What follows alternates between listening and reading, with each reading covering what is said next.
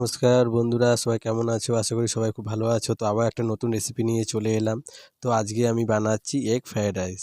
তো চলুন দেখে নেওয়া যাক। তো আমি এখানে গ্যাসে জল বসিয়ে দিলাম। জলটা একটু গরম হলে এখানে আমি দিয়ে দিলাম 1 চামচ তেল, 1 চামচ নুন। তো এই জলটা যখন তার মধ্যে দিয়ে দিলাম আমি গোটা গরম মশলা আর একটা তেজপাতা ছিঁড়ে। তো এটা যখন ভালো করে জলটা গরম হয়ে যাবে, আমি এখানে সুন্দর করে চালটা ধুইয়ে সুন্দর করে আমি জলটা ঝরিয়ে নিয়েছি। তো সেই চালটা আমি এখানে দিয়ে দেবো। দিয়ে আমি ভাতটা এখানে রেডি করে নেব। আর ভাতটা আমি রেডি করব প্রায় 85% কিংবা 80%, কেন এই চালটা খুব তাড়াতাড়ি গলে যায়, নরম হয়ে যায়। তো ভাতটা একটু দেখে নেবেন। তারপরে আমি দিয়ে দিলাম কড়াইতে সামান্য তেল, দিয়ে আমি এখানে ভেজে নেবো বাদাম। বাদাম আর ভেজে নেবো আমি। বাদামটা ভাজা হয়ে গেছে, দেখুন খুব বেশি লাল লাল করে ভাজবেন না, জ্বালিয়ে দেবেন না। তার মধ্যে আমি দিয়ে দিলাম এখানে দুটো ডিম ফাটিয়ে দিয়ে দেবো, কেননা ডিম দিয়ে আমি এগ রাইসটা বানাবো। তো এই জন্য আমি দুটো ডিম ভেজে নিলাম, আপনারা চাইলে বেশি দিতে পারেন। এই দেখুন ডিমটাও আমার ভাজা হয়ে গেছে। এবারে আমি এই কড়াইতেই আর সামান্য তেল দিয়ে দেবো।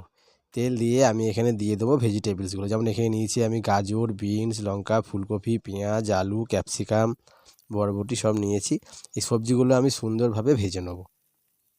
1 চামচ নুন দেবো এর মধ্যে আমি, এটা নুন দিয়ে আমি হালকা করে ঢাকা দিয়ে একটু ভেজে নেবো।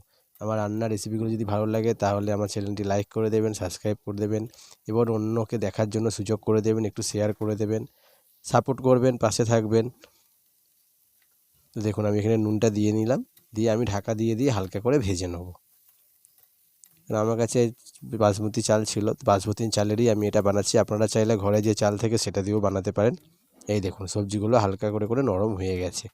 কোনো জল দেবেন না, আঁচটা সিম করে অল্প অল্প আঁচে ভাজবেন যতক্ষণ না সবজিগুলো। দেখুন আমি মশলা দিয়ে দিলাম, গুঁড়ো মশলা, গোলমরিচ, নুন, হলুদ, মিষ্টি, আর দিলাম তার সাথে একটু ধনের গুঁড়ো। দিয়ে আমি মশলাটা আবার সুন্দর করে মাখিয়ে নেবো, দিয়ে ভেজে নেবো সবজির সাথে।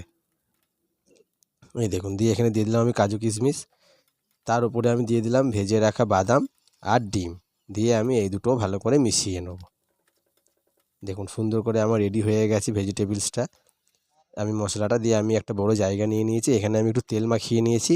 এর মধ্যে আমি অল্প করে ভাত দেবো, আর তার উপর দিয়ে আমি ভেজিটেবলসগুলো দেবো। ভাত দেবো আর ভেজিটেবলসটা দেবো, দিয়ে এটা আমি সুন্দর করে সাজিয়ে নেব। কেননা যেহেতু চালটা নরম হয়ে যাবে, ওই জন্য আমি এইভাবে এটা করেছি। আপনারা চাইলে কড়াইতে একবারে মাখিয়েও নিতে পারেন। তো এটা আমার সুবিধে মনে হয়েছিল, এবং চালগুলো গোটা থাকবে। নামানোর আগে দিয়ে দিলাম এগ ফ্রায়েড রাইস মশলা, ওপর থেকে ছড়িয়ে দিলাম। আপনারা চাইলে নাও দিতে পারেন। আশা করি রেসিপিটি আপনাদের ভালো লাগলো। ধন্যবাদ, ভালো থাকবেন, সুস্থ থাকবেন।